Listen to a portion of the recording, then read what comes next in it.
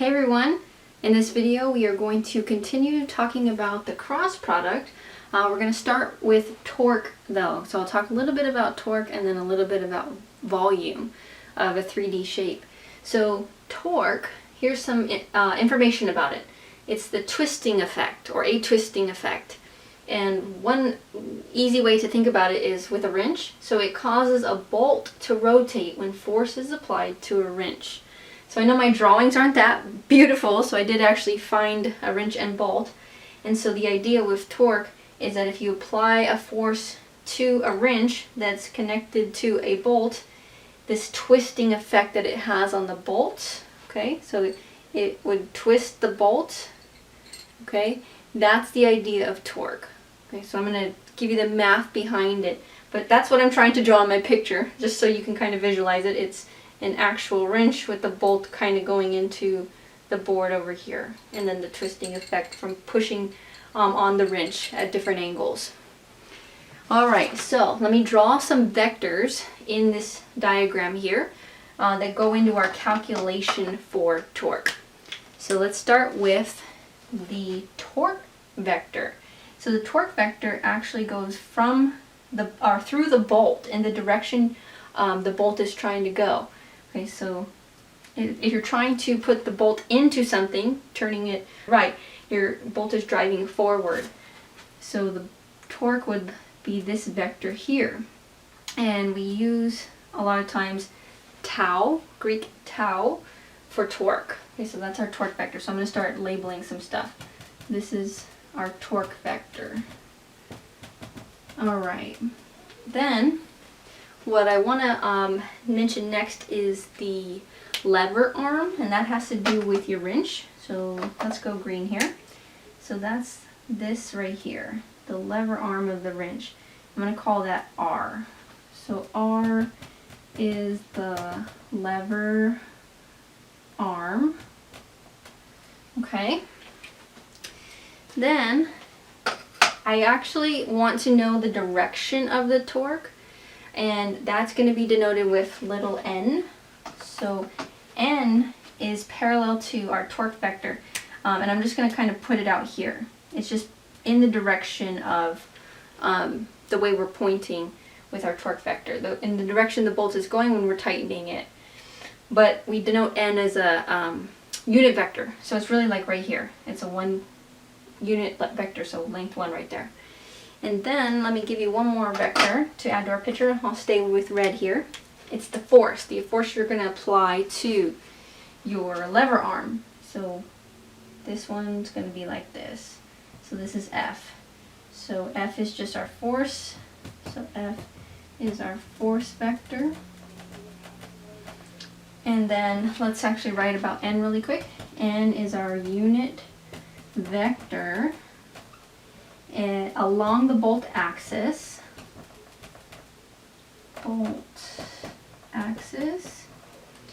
In the direction of torque. In the direction of the torque, or of torque. And that's according to the right hand rule. So just put RHR. So remember the right hand rule. We've talked about it.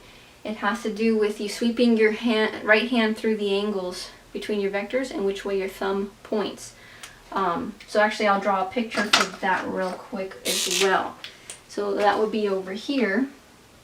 Let's say we have our vectors R and F, and then theta is the angle between them. So in this case, if I kind of extend this lever arm out, theta would be this acute angle right here. And so if you think about the way I drew it up there versus here, from here, R to F, if I sweep my hand through theta, my thumb's pointing out toward the camera, okay, out toward you guys. But in this case, my bolt is going forward into the board. So if I sweep my hand from R to F, I can't really show you, but it would go from R to F inside the board, and my thumb would go that way as well, telling me the direction of my torque. Alright, so all of that's the background, and now the nice thing about the calculation for torque is that now that we know cross products, it's actually just the cross product of two vectors. So it's just the cross product of your lever arm vector with your force vector. Alright, so let's write that down. So we have that our torque vector, which we're calling tau, is R cross F. Okay, you can put your vector notation on or leave it off. R cross F. That's how you calculate your torque vector. So you just need to know your vector representing your lever arm and the vector representing the force getting applied to that lever arm. Now we can break this down a little bit more. This can be written as magnitude of R times the magnitude of F times sine of theta times N. Okay? Now N is just, again, our unit normal vector pointing the direction our torque is going. And then this is really just the length or magnitude. So this part here, we've seen this a few different times. This came from our last section. We talked about just cross product and the magnitude of it. This was its magnitude. So this quantity is the magnitude of the cross product, that part by itself. So magnitude times direction is this torque vector. Now if you want to, you can kind of break this down and draw a right triangle for where this quantity comes from with sine. I'll sort of just add that in really quick.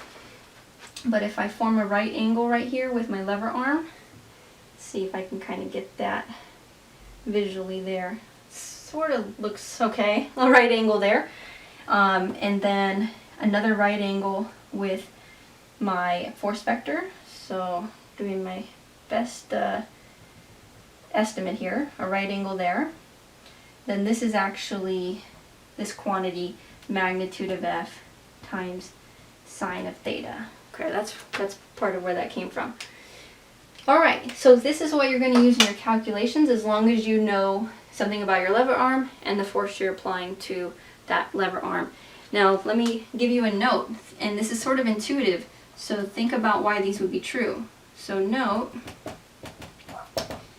if, I'll give you two of them, if R and F are parallel, they are parallel to each other, what does that tell us about the torque? Alright, so I said it was kind of intuitive. Think about it. If my force I'm applying to my lever arm is parallel to the lever arm, think about it in real life. If I use my wrench here. Well, this is a nice angled force in my drawing. It's kind of like pushing down like that. If my force is the same direction as my lever arm, I'm trying to do something like that or like that. Am I doing anything to twist my bolt? No. And so the answer here is that the torque would be 0 in that case when your force is parallel to the lever arm. And so in this case, that's because the angle between R and F is actually 0. So I'm going to say that theta is 0 in this situation. And then the second note, if R and F are perpendicular or orthogonal, then what does that say about my torque? Okay. Well, think about it in this drawing or in the real life wrench. If I had my wrench here, how do you think I could get the most out of my twisting for my bolt? What kind of pressure would I put on it? What kind of force? If I push on it like at this angle, that would move my bolt, but how well? If I kind of push on it at this angle, well, if I push on it exactly at 90 degrees, I'm really applying the best force that I can to get the most out of that movement. So this is actually a maximum. The torque is at its maximum when you apply your force at 90 degrees from your lever arm. So that's when theta is 90 or pi over 2. So pi over 2 or 90 degree force being applied. Alright, so just some interesting facts about torque, and you basically fill in your values and use this calculation to calculate the torque vector. We won't go into more of that here, but that's the idea behind it. The next and last thing I want to talk to you about that involves the cross product is volume. So let's do that next. So now let's talk a little bit about volume. Specifically, we are going to look at the volume of a parallelogram sided box, also known as a parallelepiped. So my drawing's not so great, so I actually have a little box for us here. Hopefully it makes more sense. So you have what we are calling two vectors that form like the base. So in this case, I'd have a vector here that I called u and a vector here that I'd call v. And that's the base. And then w is going to be my height. And so if you want to really make it like a crooked parallelogram, you sort of just like smash this down. Okay, so that's that idea here with my drawing. Maybe if I smash it the other way. But hopefully you get the idea. It is a three-dimensional shape. And so we have vectors that represent the sides. Now what is this calculation? Well, it comes from what's called the box product. So let me give you that, and then I'll give you the volume calculation, which is basically going to be the magnitude of what I'm about to show you. So we have what's called the triple scalar or box product.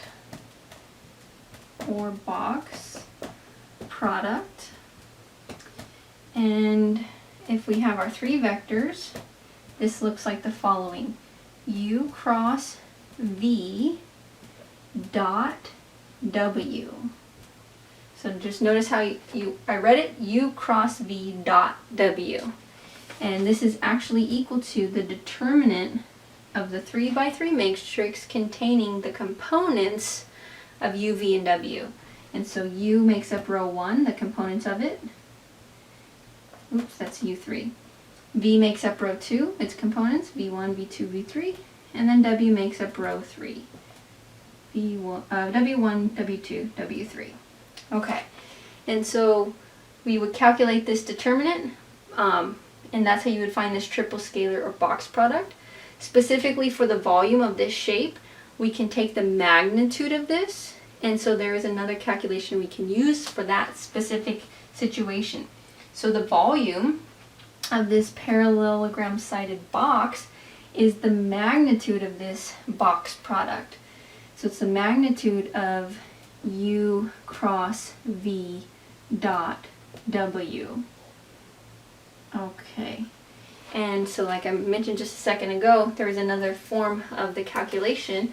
So I'm going to expand this and say that this can also be written as the magnitude of U cross V, alright, times the magnitude of W times the magnitude of cosine theta, or the absolute value of cosine theta. So this one's sort of on its own here, this triple scalar box product. But our volume of our shape equals this magnitude of our U cross V dot W, or you can actually break it apart into this calculation here. Three magnitudes, or this one's just the absolute value, and then cross product here, magnitude of this single vector here, cosine theta there. Okay, so let's try this out. Notice you're given the vectors that form the sides of the box, so the two vectors that form the base. Okay, the two vectors that form the base here and here, and then the third vector that forms the height. Now, think about it. I did give you actually two formulas for this volume. Can we use both in this situation, or let me rephrase it like this. Is there one that's probably less work to use than the other? And the answer is yes, and here's why. I only gave you vectors with their components, didn't tell you anything else about them, specifically the angle between them. So this version of this formula, not so nice to work with because I don't know anything about theta based on my given information. Had I known something about theta, this might have been a fast version of our formula to use, but since we don't, we're going to go here and use this one. And the determinant of the 3x3 that I just erased. Okay, so I'm going to leave just that there because that's what we're going to be calculating with. Okay, and let's go ahead and set up this 3x3 matrix. And so we're only working on the triple scalar or box product right now. After we find this this value, we're going to get the magnitude after. So 3x3. So U has components 1, 2, negative 1. That's our first row. 1, 2, negative 1. V has components negative 2. Notice there's no j, so 0 for j, and then 3k. And then W has no I, so that's 0 for I, 7j minus 4k.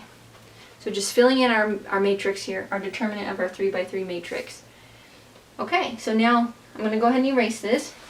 And then remember how this goes. We have to break this apart into 2 by 2 matrices, those determinants.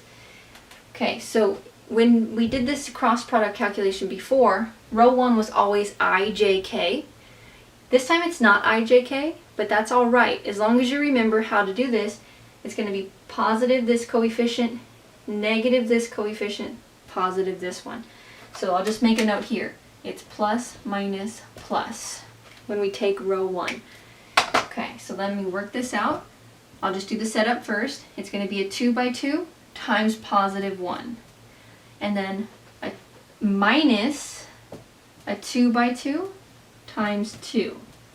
And then plus a 2 by 2 times negative 1. Alright, now I just wrote the coefficients in the back because that's how we've been doing it with I, j, and k. But feel free, if it's numbers, put them in the front. You can put the 1, the minus 2, and the minus 1 in the front if you see it, if you want to. Now, reminder of how this goes with the 2 by 2 matrix. You cover up the row and column of this coefficient. So let's do it together. 1 was here, so the row and the column of 1 gets covered up, and what you can still see goes into the 2 by 2. So 0, 3, 7, negative 4. 0, 3, 7, negative 4. For the 2 here, cover up the row and the column of 2, and what you can still see goes into the 2 by 2 matrix. So negative 2, 3, 0, negative 4. Negative 2, 3, 0, negative 4. And then the last one, the negative 1 was here. Cover up the row and column. You see negative 2, 0, 0, 7. Negative 2, 0, 0, 7. Okay, and once you get here, this is really nice calculations after this. Diagonal down right, multiply, minus diagonal down left, multiply. Okay, and I'm going to go ahead and group this so I'm very clear with myself that this is times the 1. Diagonal down right minus diagonal down left. Same thing here. Keep my minus sign from there, and then I have diagonal down left, or sorry, diagonal down right, negative 2 times negative 4, minus diagonal down left, 3 times 0, and all of that was times this 2. And then the last one back here, I'm going to say plus, negative 2 times 7, minus 0 times 0. And all of that is times negative 1. Okay, so times the negative 1. Alright, let's make this look better. 0 minus 21, so this is negative 21 times 1. Alright, minus, this is going to be 8 minus 0, so this is 8 times the 2 that was in the back. Let me put that 2 in parentheses. And then plus negative 14 minus 0, so negative 14 times the negative 1 that was already in the back. Okay, almost there. So we have negative 21 minus 16 plus 14. Final answer, negative 23. Okay, now what does this number represent? Remember what we were looking for? We actually needed the volume, and so negative 23 can't be a volume, it's negative, but we still have not taken the magnitude or absolute value of this quantity. Notice it is just a number though, it's not a vector at this point, so we just need the absolute value. So our actual volume is the absolute value of this, which is just 23, and it's volume, so we'll just go ahead and say cubic units. So units cubed. Okay, so that's just one more example of something you can do with cross products. Alright, and that's it for this one.